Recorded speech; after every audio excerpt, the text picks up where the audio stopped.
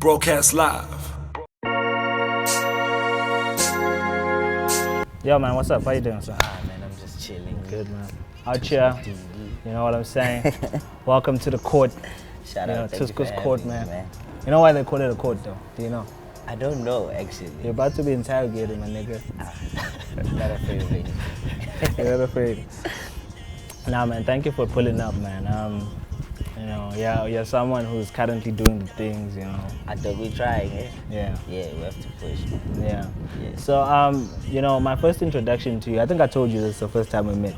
Yeah. My first introduction to you, like, I was out at Tax and there I am, I had a single out called Fees Must Fall. Okay. So there I am, we're distributing this thing, it's getting a hell of a lot of downloads, but every time somebody downloads a single, they come back, they're like, yo, this track reminds me of that Free Rasi track.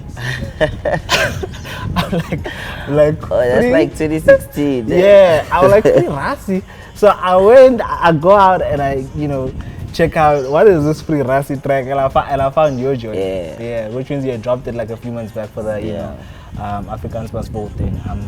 So basically, when did you know, your music career actually start, though? My music, I think you are right by saying like in 2016 I was still in school. Yeah. So I was just like dropping music for people. Like I wasn't really worried about the downloads. So for me, I think it started this year. Really? Yeah, that's when, because I graduated this year. Yeah. So that's when I started like actually getting into it, learning the actual ropes, you know, and dropping music officially. That's this year. Really? Yeah, I just used to drop on SoundCloud and I didn't even promote, like I just... And stuff used to just go viral. Yeah, I don't even know how it happened, but shout out, it's just the people, man. Yeah, the people mess with it. Yeah. So specifically with that song, what actually inspired it? Free Rasi. Yeah. Dog, did you actually know him? Or yeah, was it just Rasi was like a cool bro. Like I studied political science. Yeah. So Rasi and them, all of them, like they were like my seniors Yeah. in like the political science faculty. Yeah. So him getting arrested, like it really touched me. It wasn't like I just made a song. It was like, that's my homie. Touched everyone. Yes, that's like my homie going to prison. They arrested homie sitting on the grass. I'm like, crap, bro. Exactly. I was actually at the protest and stuff. Yeah. So yeah, it was like a real... I just made the song immediately, like from the protest. Yeah. I recorded the song and I dropped it the same day. Yeah. Yeah. So like, does this mean you had a studio by then? It wasn't a studio, it was just one mic. Okay. Yeah, I just had one mic and a laptop. Yeah, I get you.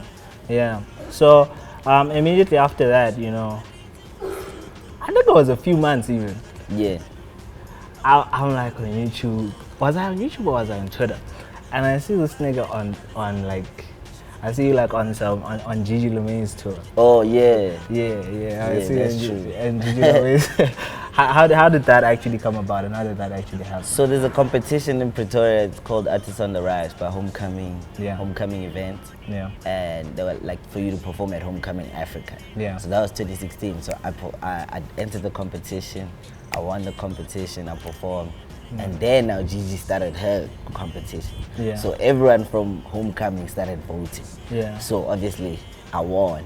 Oh, and then, okay, I get then you, we went I on get you. tour. I went on tour with Gigi for like, I think it was like 2 months, 3 months. Yeah. That's how it happened. But yeah, that was really dope, man. That was like one of my first experiences of like performing every day.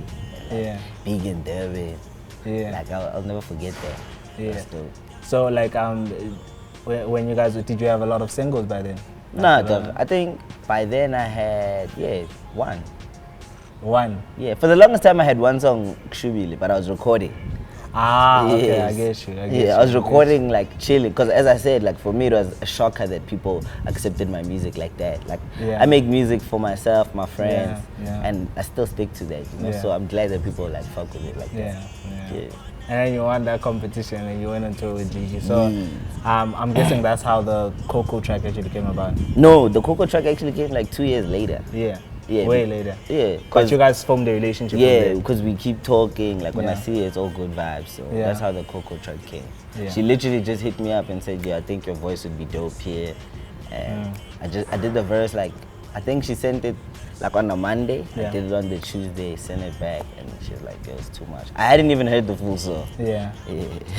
You're just like, I killed this one. Yeah, I just felt like that was the direction of the song, and then she came and she killed it. Yeah. So why do you feel like, you know, the passion for music and you really taking music seriously only came about this year? Because no, the passion has always been there. Yeah. It's just I couldn't take it seriously because, you know, I'm from a black family. Yeah. I had to get the degree. I get you. I had to really get the degree. So like I always felt like there was a time I was actually depressed. My third year, because I was golden key. And I only studied because I didn't want to do politics, so I wanted to finish and get my degree. So there's like a 3-month period where I didn't see anyone. I was just going to the library, just making sure that I don't have an extra year at school. So that's why I'm saying it's only this year where I'm actually free, where I can do what I want and actually make music any time of the day. You know what I mean? Yeah, because that was the deal with my mom. I told her, I said, look, I'm gonna give you this 3 years. It's cool. I'm gonna study, and then after that, like, can I do me? So yeah, that's what I'm just doing me right now. Yeah. And it seems like it's working, man. It seems like it's working. Shut up, my G. So I actually a few months later was also, you know, just paying attention to your stuff. You dropped a single with you didn't drop a single with, you dropped a song with called Tobeta or something like that. 19 Tobeta. No, not that one. Oh, you talking about another the one. freestyle. It was a freestyle. And I wilded out over the track. I was like, okay. That was just a freestyle. So what happened is I was doing a thing called Focalistic Fridays. So I dropped like 8 songs in 8 weeks, like consecutively. So on that week, I was tired of dropping music. Because like obviously people like it, but it's like, yo, I have too much music, and it's like you guys, you want to appreciate all that. So I was like, actually, let me just drop a freestyle for them. And then, because I want to sample Mojava songs, I was just like, actually, let me go back to my archives. Instead of sampling it, let me just keep it the way it is and rap over it. So that's how that happened, bro. And it went viral, bro. It was like on 50,000 views. It was crazy. I didn't even expect that. I just dropped it like literally at 6 o'clock. Like I had just recorded it. You can see the sun was like going down. And So how did then, because then you had another single immediately, I think not too far, a few weeks after that, right? That was a month after, like, and then you had a single out with like Major League. So Major League, Major League hit me up after that video. Like a lot of people were hitting me up after that video. And like now they're starting to go back, listen to my music. And Major League were like the serious ones. So they were like, yo man, let's get into studio, but then they were too busy. So we had a show they had a show in Pitori called SA's Most Wanted. And then apparently they saw me perform there also, and people kept tweeting them saying, yo, you guys can't do the show without Focalistic. Hey, you got some other stands, please. Dog, I really, like, you know, like it's crazy because all those people, like, I know them. Is it? Yeah, like I'm the person, like if you tweet my music, I'm gonna check your profile out, like see you.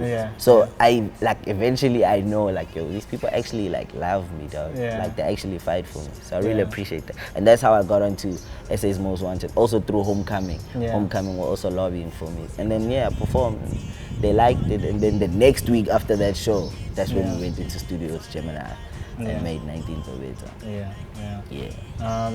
So what inspires, you know, the type of sound that you do? Because you're different, dog. Like, I wouldn't take your sound and say it's like it's trap, because you don't necessarily do trap. I can't even say it's Kwaito at the same time. I can't say it's Bacardi at the same time, because also, you know, it doesn't necessarily. How do you define that sound? You see, that's one thing that I'm still looking for. But I just call it quantum music, because when I make a song, I just want people in a quantum to go crazy. Like I just want people in the CIS to go crazy. So I don't have a definition or how a recipe. I just really because I grew up in Pitori, like the whole scene when Mojava was famous, the quantums, people going, people going to parks, people hanging outside the windows. So I want people to do that when they hear my music. Bro. That's all I want. So was that the reason that you decided to actually sample Mojava on that specific? No, I actually decided to sample Mojava because, like, I feel like he's a forgotten legend. I feel like you can talk about like Oskido, you can talk about DJ Clear, and everyone in the world will understand, in South Africa will understand what you're saying. But when you say Mojava, it's debatable, and I don't understand why that is like that. You know what I mean? Because he gave us too many hits. Too so many, I'm reminding that them. he literally dropped an album full of hits. Just hits. Yeah. I think he's one of the first artists to ever just drop an album with just singles. Yeah. There's no song where he was, where he missed. You can't skip. Yeah. It's a party. Yeah. The whole time. Yeah, that's so I'm just reminding people, man, and just like for the love of Pitori, man. I feel like Pitori is like, people sleep on it too much, and it's like there's so much talent. There's Aries, man, there's Black Les. But and just being someone who has lived there and studied there, I can tell you right now that there's so many other artists that still haven't been discovered yet. Pitori's got talent, bro. Yeah. I think that's a show at Pitori's Got Talent. We should start a show like that. Yeah. So what inspires your love, Villa, for Pitori? Is it just because you're born there, or is it, You know what's crazy? Yeah. I wasn't born there. Yeah. I moved there because of like family issues, whatever. Yeah. I moved to Pretoria. Yeah. But that's where like I grew up in terms of like starting to see the world, seeing girls and whatever. Yeah. So then after that, like I lived there for like 2 years. No, actually I'm lying, not 2 years. I lived there for 5 years. Yeah. Then I moved to Midrand. Yeah. But like every time I would go back. So it's like I lived in Pretoria, and I'd be the only one in my family would wanna go back to Pretoria. So weekends I'd be like, yo, I'll see y'all. I'm going to my grand's house. Yeah. So for me, I don't even know how to explain that. I think it's just the genuine people, the genuine vibe. Like if anything, I would prefer everything being. If Mall of Africa could be in Pitori, Samro be in Pitori, Santim in Pitori. There is like it's a country on its own. Keep it in a buck, yeah. Because Pitori is happening actually. Even if everyone you talk about the club scene. Don't you feel like though, like, because there was a time, like legit, because there was a time like I feel like at every single event, like there was your name there, like someone at the bottom, like almost like you're performing, and. Don't you feel like it can be a trap sometimes? Because like you could easily be convinced while you're still in between, like, yo, I'm really popping. I'm the ish. And like, but clearly I didn't get into that trap because I'm out here, man. We Joburg, man. No, man. Because I know a lot of artists. Like, I don't know if you know artists like. You gonna name drop? Okay. Should I name drop? I'm listening. Like artists like Yosemite Mercs and these other guys, like they pop in Pitori, right? Yeah. But like. Outside of Pitori, if you mention the name Sandy Max, nobody knows who you're talking about. I mean, no disrespect, Sandy Max. I don't know him. You get but what that's I'm no saying? Disrespect. Like I actually don't know. That's what I'm trying to say. But like when you probably social, like in social, like he's I don't know, bro. I don't think it's a trap, bro. You don't think it's a trap, or it's the love that people show? It's just people getting comfortable, and that's not a trap. That's it's your mindset. Yeah. Like I always knew, dog, I'm taking Pitori to the world. So I always knew, like, there's a time I said I'm gonna do 100 gigs in Pretoria for free. And that's why you see my name everywhere. Yeah. So I said, okay, that year, 2017, I'm going to do 100 gigs for free. Yeah. And I did that. And I had to move. So that's why, like, a lot of people even in Pretoria say, yo, you don't perform here anymore, like every time. Like, yo, I'm popping. But it's not like I'm popping. It's not even like that. Like, I paid my dues, bro. I did. I'm popping. I'm out of here. I swear it's not like that. I paid my dues, bro. Like, I just want to now blow. You know what I mean? Like, I was just doing that thing to show people, like, yo, Focalistic, I'm really from here and I'm here with you. So I feel like that's done. Now let's take that sound to South Africa, to Africa, to the world. You know what I mean? Yeah. How would you describe your or how would you advise someone else who's actually coming up? Because when I look at your come up is very like direct. Like almost every year, it's like we have stages of this nigga was popping here and then this nigga was popping there. You get what I'm saying? Yeah. I really think it's about pacing yourself, bro. My skill is patience. Yeah. So I don't rush anything. Like, I'm not that guy who beats himself up. Dog, I'm really having fun. Yeah. Like, you see me, people always say they see me in the club and I'm always laughing, I'm smiling because I'm having fun. Yeah. I'm not there like trying to figure out what's next or whatever. Like, I just do what I feel. So I think a lot of people are afraid to do what's really in their heart. So I just I literally, as I said, when I dropped that freestyle, I thought about it that day. Went to my bro M Squared. Yo, let's drop. When I dropped my new single, Thank You Below, when I dropped that, it was I recorded it at 5 a.m. And then the next day, during the day, I just announced, yo, Thank You Below dropping. I just do, I literally do what I feel like doing. Even with the Major League song, we were in studio, and then I said, yo, I'm gonna add a second verse, and we're dropping this next week. And they like, actually, that's what we're doing. You know what I mean? So I just do what I feel, man. I feel like the universe reacts to how your energy is. So that's my advice, man. So obviously you dropped Duncan Pilo. What's your situation with Major League? Are you signed to them? Because I saw there was a big Major League sign on the. That was a small Major League sign. Okay, what do you even mean? Cool, it was a small one. You know, Major League are the bros, man. I ain't taking Latin away from you. It's a small Major League sign. And as a young, you know what I mean? Alright, cool. Are you signed to them? Are you guys just working together? What you guys do? Yeah, we're just working together, man. For real. We just really working. Major League are like the bros for real. I don't know, I don't even know how to put it. They pick me up from a space where I was nearly giving up with the music and shit. So for me, they're the real bros. They really understand what I'm trying to do, and they're willing to, use their own resources, help me, guide me. It's like mentors, sometimes friends. They're the real bros, man. Are you working on a project or something like that, or is it just? Yeah, I'm dropping an EP. That EP is gonna change the game. So what's gonna happen is people are gonna go back to the music, and then they're gonna understand it. And then when I drop the EP in February, or whenever I drop it, but February, whenever I feel like your guys got it. February. When I drop it, it's gonna change the whole spectrum of South African music. And people are gonna look back and say, this bro has been a genius. But I won't. It's not like I would want to be a genius, but they're gonna say that. And I'm putting that into the universe. Man, you gotta speak it, man. You speak it before it happens. No, for real. That's what happens. I think with everything. That's what I always tell people, and they go back and oh shit. Yeah, actually said it. Nah, man. Best wishes with that, man. Thank you, man. Your story has been an interesting one. Dog, and it's just started.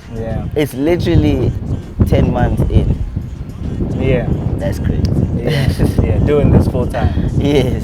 How the chicks coming? How the chicks look? Dog, they bad. Book me.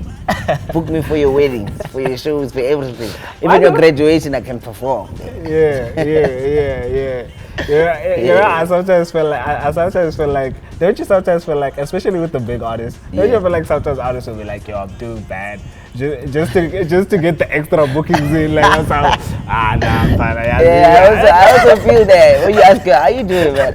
Joke, I'm just stressing. You're lying. Niggas wearing a 50,000 rand watch. Nigga, you be rocking Gucci sneaks out there. I'm like, no, I'm not doing. I listen, bro. I know that. But nah, dog, man. Keep pushing, man. Keep doing your thing. Thank you so much. We're watching. Best wishes for the EP. Yes, sir. I believe it. Dog. Shout out to Slick on Live. Shout out to Tusko D. We in the court. Check out Duncan Pilo. Check out 19 Doveza. Check out with DJ Venom. Pitori to the world. Broadcast live